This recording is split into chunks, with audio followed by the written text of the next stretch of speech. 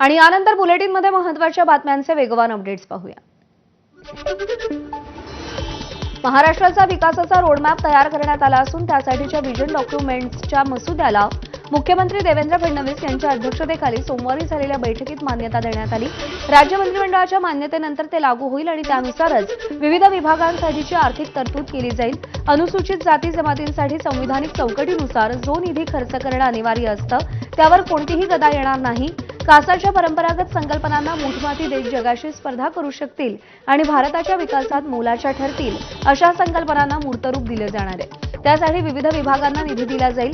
या मसुद्यात 2029, 2035 आणि 2047 पर्यंत अशा 3 टप्प्यातील विकसित महाराष्ट्राचं ध्येय गाठण्याचा रोड मॅप दिलेला आहे।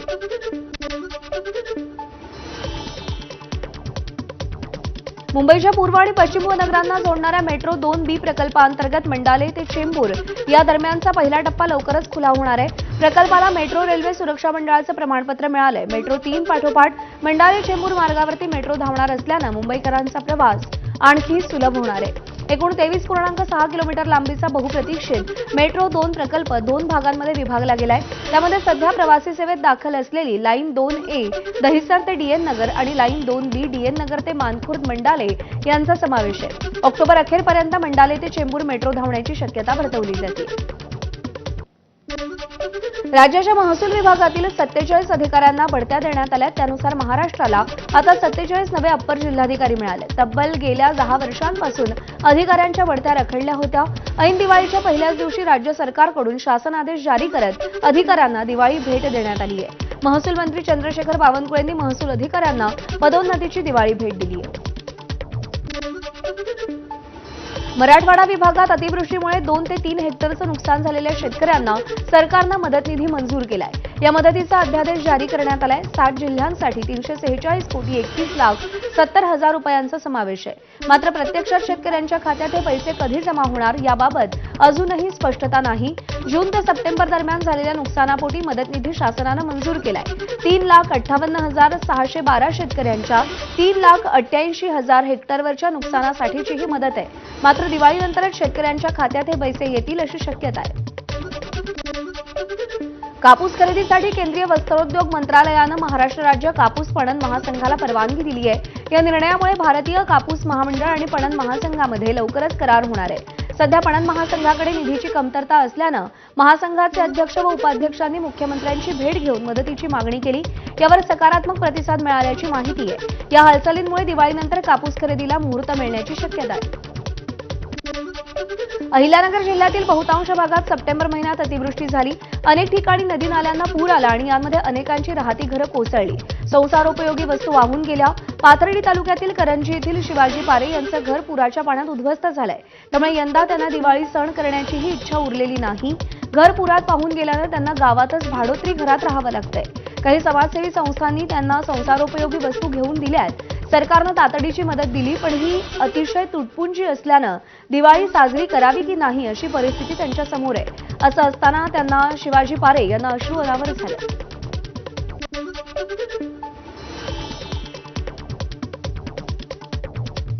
आमदाराला मारा कापा बोललो तर राग येतो। रोज शेतकरी मरतोय त्याचा राग का येत नाही? माजी आमदार बच्चू कडूंनी विरोधकांना सवाल केलाय। एकीकडे पंजाबच्या शेतकऱ्यांचं 90% हमीभावानं माल खरेदी होतो आणि आपल्या शेतकऱ्यांना 3,000 सोयाबीन आणि 6,000 कापूस विकावा लागतो। सोपायचं नाही तर पूजा करायची का? वेळ आली तर मीच सोपतो असंही कडूंनी म्हटलंय। रोज शेतकरी मरतं त्याचं का राग येत नाही? 3,000 सोयाबीन विकावं लागतं, 6,000 सोयाबीन कापूस विकावं लागतं। अजूनही कोण मैकेला दाखवा ना मला पंजाबच्या शेतकऱ्याचं 90% माल हमी भावानं खरेदी होतं आणि आमचा ऐन दिवाळीच्या वेळेस 2200 2,000 1,500 500 विकत घ्यावं लागली। लाज वाटली पाहिजे। सोपायचं नाही का? यांना काय पूजा करायची का? सोपणारच। सांगलीमध्ये अनेक भागात हलका पाऊस पडला। सांगलीमध्ये दिवसभर उन्हाचा तडाखा जाणवत होता। मात्र रात्री अचानक आलेल्या पावसामुळे तारांबळ उडाली। त्यामुळे भात कापणी ऊस तोडणीची कामं खोळंबली। ऊस तोडणी मजूर खोपटी उभा करून राहत असल्यानं परतीच्या पावसामुळे ऊसतोड मजुरांचे हाल झाले।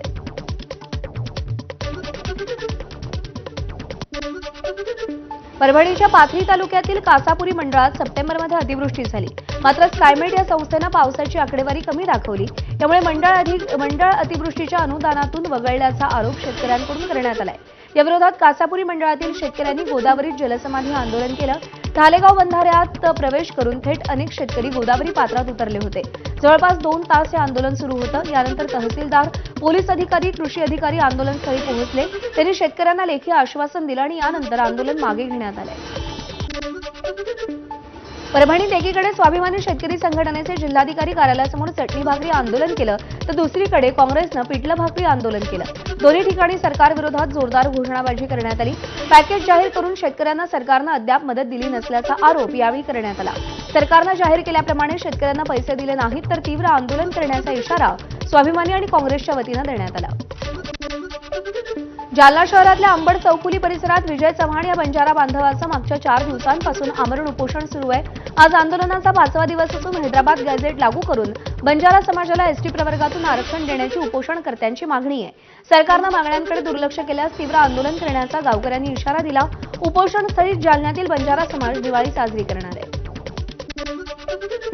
धुळ्याच्या कापडणे गावात शुद्ध पाण्याच्या तीव्र समस्येमुळे नागरिक संतप्त झालेत. या विरोधात संतप्त ग्रामस्थांनी एक अभिनव आंदोलन करत प्रशासनाचं लक्ष वेधलं.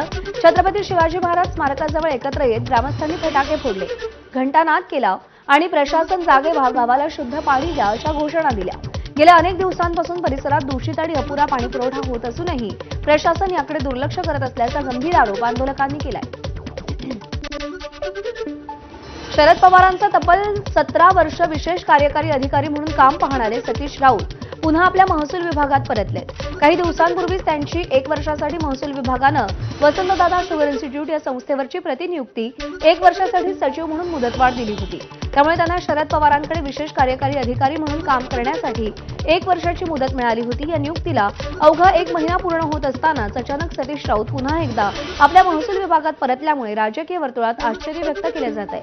शरद पवार यांच्या राजकारणातील पडद्यामागच्या अनेक गोष्टींचे साक्षीदार म्हणून सतीश राऊत यांची राजकीय वर्तुळात ओळख आहे. आपण पुन्हा महसूल विभागात परतल्याची माहिती स्वतः सतीश राऊत यांनी सोशल मीडियात प्रसिद्ध केली. मुंबईच्या गोवंडी भागात ज्योतिमा म्हणून नाव बदलून राहणाऱ्या बांगलादेशी बाबू आयनल खानला 2 दिवसांपूर्वी पोलिसांनी अटक केली. या बाबू खानचं जन्म प्रमाणपत्र बनावटी निघाल्याचा आरोप किरीट सोमय्या यांनी केला. हे जन्म प्रमाणपत्र बाबू खाननं अनेक ठिकाणी वापरल्याचा आरोपही आहे. तर महापालिकेनंही हे जन्म प्रमाणपत्र खोटं असल्याचं मान्य केलंय. दरम्यान या प्रकरणात सामील असलेल्या सगळ्या बांगलादेशींवर कठोर कारवाई करावी अशी मागणी किरीट सोमय्या यांनी मुख्यमंत्र्यांकडे केलेली आहे. बाबू खानची अटक झाली. तो स्वतःला किन्नर म्हणून घेतो, हिंदू नाव ज्योती वापरतो. 300हून अधिक बांगलादेशी हिंदुस्थानात आणले. हे जन्म प्रमाणपत्र पण बनावटी आहे. मी मुख्यमंत्री देवेंद्र फडणवीसजींना प्रार्थना केली आहे. एमईसनी गेल्या वर्षी 100 बेकायदेशीर जन्म प्रमाणपत्र दिले आहेत. ज्या ठिकाणी कोणी जात नाही अशा ठिकाणी तरुण तरुणींनी जाऊ नये. विकृत मानसिकता वाढलेली असल्यानं स्वसंरक्षणासाठी त्यांनी काळजी घ्यावी. परभणीच्या पालकमंत्री मेघना बोर्डीकर यांनी हे वक्तव्य केलंय. तर जिंतूर सामूहिक अत्याचार प्रकरणात पोलिसांनी आरोपींना अटक केली असून त्यांच्या कठोर शिक्षा होईल याची खबरदारी आम्ही घेऊ असंही मेघना बोर्डीकरांनी म्हटलंय. जे मुलींना पण सांगू इच्छिते की अशा पद्धतीचं आपणही म्हणजे जिथं कुणीच जात नाही येत नाही अशा ठिकाणी ती लोक गेली होती. आणि निश्चित बघा हे समाजामध्ये विकृत मानसिकतेचे लोकांची संख्या जास्त वाढत आहे. त्याच्यामुळे ह्याच्यावरती सुद्धा समाज म्हणून सरकारने तर कायदे कडक आणलेले आहेत. लातूर शहरातील अहिल्यादेवी होळकर चौक परिसरात एका कारला लटकलेला तरुण बराच अंतर फरफटत जातानाचा व्हिडिओ मोबाईल कॅमेऱ्यात रेकॉर्ड झालाय. या घटनेनं शहरात खळबळ उडाली आहे. ही कार कोण चालवत होता आणि कारला लटकलेला तरुण नेमका कोण होता याबाबत अद्याप कोणतीही अधिकृत माहिती समोर आलेली नाही. पोलिसांनी या घटनेची दखल घेतली असून तपास सुरू आहे. ऐन दिवाळीच्या पार्श्वभूमीवर शहरात मोठा घातपात घडवण्याच्या तयारीत असलेल्या 4 गुन्हेगारांना चंद्रपूर शहर पोलिसांनी अटक केली आहे. या कारवाईमध्ये 2 देशी कट्टे, 1 खंजर, 35 जिवंत काडतुसं तसंच बुरखे, जॅकेट आणि ग्लोव्ज असा मोठा मुद्देमाल जप्त करण्यात आलाय. गुप्त माहितीच्या आधारे पोलिसांनी एका डस्टर गाडीला अडवून तपासणी केली. त्यावेळी वाहनातून छोटी सूर्यवंशी या कुख्यात गुन्हेगारासह त्याचे 3 साथीदार सापडले. 4ही जणांना पोलिसांनी तात्काळ अटक केली असून पोलीस तपास सध्या सुरू आहे.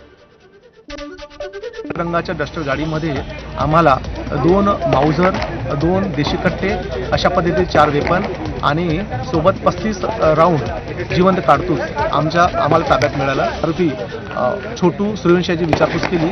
गंभीर स्वरूपाचा गुन्हा करून दरोडा घालण्याचं किंवा ह्या पद्धतीचा गुन्हा करण्याच्या तो तयारीमध्ये असल्याचं त्यांनी आम्हाला सांगितलं. जळगावच्या 40गावमध्ये गाडीला कट लागल्याच्या कारणावरून 2 गटात वाद झाला आणि या वादाचं रूपांतर दगडफेकीत झालं. दगडफेकीनंतर काही गाड्यांचीही तोडफोड झाल्याची माहिती मिळतेय. घटनेची माहिती मिळताच पोलिसांनी घटनास्थळी दाखल होत परिस्थितीवर नियंत्रण मिळवलं. नागद रोड परिसरात ही घटना घडली. घटनास्थळी मोठा पोलीस बंदोबस्त सध्या तैनात करण्यात आलाय. कल्याणमधल्या 2 पोलीस स्थानकांमध्ये लाचलुचपत प्रतिबंधक विभागानं केलेल्या कारवाईमध्ये एका पोलीस अधिकाऱ्यांसह एक पोलीस कॉन्स्टेबलला लाच घेताना अटक करण्यात आली आहे. 2 पोलीस कर्मचाऱ्यांना एकाच वेळी लाच घेताना अटक झाल्यानं कल्याणमध्ये खळबळ उडाली. कल्याणच्या खडकपाडा पोलीस स्थानकाचे सहाय्यक पोलीस निरीक्षक तुकाराम जोशी आणि महात्मा फुले पोलीस स्थानकाचे पोलीस कॉन्स्टेबल विजय काळे या दोघांना लाच प्रकरणात अटक करण्यात आली आहे. पोलीस कॉन्स्टेबल विजय काळे यांची खडकपाडा पोलीस स्थानकामधून नुकतीच बदली झाली आहे. तेथून ते महात्मा फुले पोलीस स्थानकात रुजू झाले. अकोला शहरातल्या चिवचिव बाजार परिसरात पोलिसांनी एका तरुणाकडून देशी कट्टा आणि एक जिवंत काडतूस याशिवाय लोखंडी तलवार जप्त केली. मिथुन उर्फ मॉन्टी सुधाकर इंगळे असं आरोपीचं नाव आहे. दहशत माजवण्यासाठी आरोपीनं देशी कट्टा आणि धारधार तलवार मागवली होती. याची माहिती स्थानिक गुन्हे शाखेला मिळताच त्यांनी आरोपीच्या घरावरती छापा मारत शस्त्रांसह 35,000चा मुद्देमाल जप्त केला. ज्येष्ठ पत्रकार सुरेश भटेवरांनी कुसुमाग्रज प्रतिष्ठानच्या कार्यवाह पदाचा राजीनामा दिलाय. भटेवरा यांचा कार्यकाळ 5 वर्षांचा असूनही वर्षभरातच त्यांनी राजीनामा दिलाय. सुरेश भटेवरा यांच्या राजीनाम्यामुळे विश्वस्त मंडळातील मतभेद उघड झालेत. रिक्त पदासाठी भटेवरा यांनी दिलेल्या नावांना विश्वस्त मंडळाच्या बैठकीत विरोध करण्यात आल्याची सूत्रांची माहिती आहे. शिवाय कुसुमाग्रज प्रतिष्ठानच्या विश्वस्त मंडळाच्या कार्यपद्धतीवर नाराज होऊन सुरेश भटेवरा यांनी प्रतिष्ठानचे अध्यक्ष वसंत आबाजी डहाके यांच्याकडे राजीनामा सोपवलाय.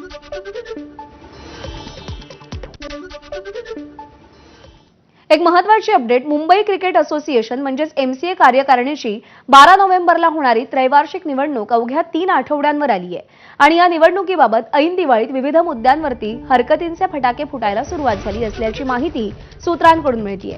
MCAला संलग्न फ्रेंड्स क्रिकेट क्लबचे सचिव श्रीपाद हळबे यांनी निवडणूक अधिकारी जयेश सहारिया यांना पत्र पाठवून विविध मुद्द्यांवर आपल्या आक्षेपांची नोंद केली आहे. त्यासाठी त्यांनी MCAला संलग्न क्लब्स आणि त्यांच्या प्रतिनिधींची मार्चमधली यादी ग्राह्य मानली आहे. हळबे यांनी नोंदवलेल्या मुख्य आक्षेपानुसार MCAला संलग्न 213 मैदान क्लब्सपैकी 156 मैदान क्लब्सची धर्मादाय आयुक्तांकडे नोंदणी झाली नसल्याचा दावा करण्यात आलाय. त्यामुळे या 156 क्लब्सचं सदस्यत्व रद्द होऊन त्यांचे प्रतिनिधी आगामी निवडणूक लढवू शकत नाहीत किंवा मतदान करू शकत नाहीत. याकडे हळबे यांनी लक्ष वेधलंय.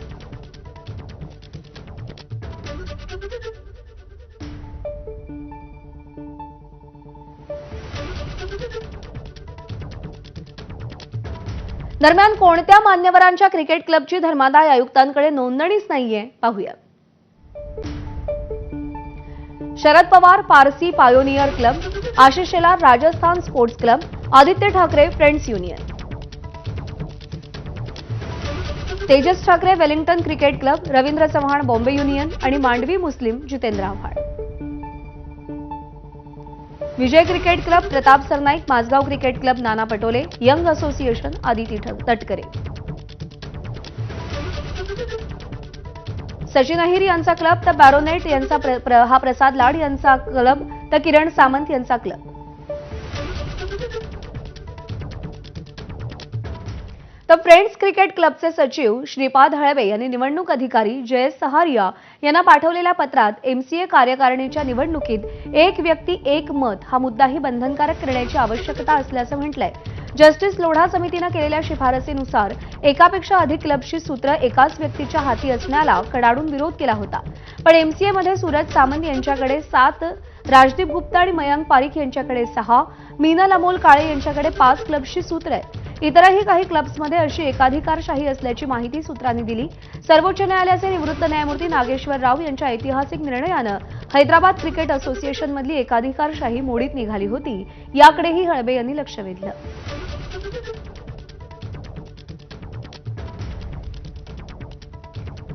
तर एक व्यक्ती एक पत्ता आणि अनेक club, Suraj Samat friends union, Maskati club, Milton club, Pandurangwadi club, Suraj Samat यांच्याकडेच Parsi cyclist, SKP athletics, young social हे क्लब्स आहेत. राजीव गुप्ता यांच्याकडे Apollo youngsters, brothers club, combined CC, Kerawala Windsor, national club आणि न्यू अमृत. तर मयांक पारिक यांच्याकडे Bombay union, errant CC, superstar, victory, young boys CC, youth CC. Minal Amol Kale यांच्याकडे crescent club, Dadar Parsi, Shivaji park youngsters आणि united friends. तर मोरारजी वेलजी हा 5वा क्लब मिनल काळे यांच्या शीतल या नातेवाईक महिलेच्या नावावर आहे.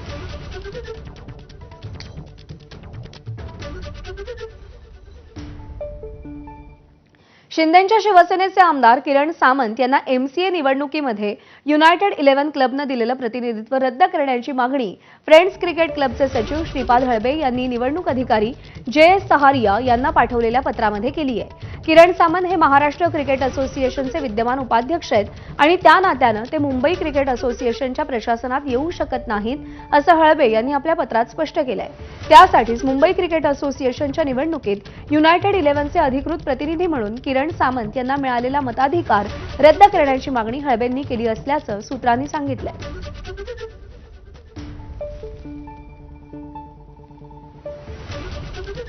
आणि यानंतर बातम्यांचा वेगवान आढावा आपण पुढे सुरू ठेवूया. हैदराबादच्या सरोजिनी देवी आय हॉस्पिटलमध्ये फटाक्यांमुळे डोळ्यांना दुखापत झाल्याच्या 30 घटनांची नोंद झाली आहे. त्यापैकी 2 गंभीर आहेत. रुग्णालयातील डॉक्टरांनी सांगितलंय की बहुतेक प्रकरणांमध्ये कॉर्निया आणि रेटिनाला नुकसान झालंय, ज्यामुळे काही जणांची दृष्टी धोक्यात येऊ शकते. रुग्णालयानं तात्काळ उपचार सुरू केलेत, परंतु गंभीर जखमींना शस्त्रक्रिया आवश्यक आहे. दिवाळीचा बोनस कमी मिळाल्यामुळे फतेहबाद टोल प्लाझावरील कर्मचाऱ्यांनी शनिवारी रात्री आग्रा लखनौ एक्सप्रेसवेवरील टोल गेट 2 तास उघडं ठेवलं. या काळात सुमारे 5,000 वाहनं टोल न भरताच पुढे गेली. त्यामुळे कंपनीला 25 ते 30 लाख रुपयांचा तोटा सहन करावा लागला. घटना धनत्रयोदशीच्या रात्री घडली. 2 तास समजूत काढल्यानंतर कंपनीनं 10% पगारवाढीचं आश्वासन दिलं आणि त्यानंतर कर्मचाऱ्यांनी आंदोलन मागे घेतलं आणि टोलचं काम पुन्हा सुरू झालं. घटनेनंतर कंपनीनं संबंधित कर्मचाऱ्यांकडून स्पष्टीकरण मागितलं असून पोलिसांनी घटनेची चौकशीही सुरू केली आहे. हरिद्वारमध्ये एका मगरीनं दहशत पसरवली होती. लक्सर परिसरातील जैतपूर गावामध्ये मगर शिरली होती. लोकवस्तीच्या परिसरात मगर पाहून गावकऱ्यांमध्ये भीतीचं वातावरण निर्माण झालं होतं. मगरीला पाहण्यासाठी मोठी गर्दी जमली होती. वन विभागाच्या पथकाने मगरीला रेस्क्यू करून अधिवासात सोडून दिलंय.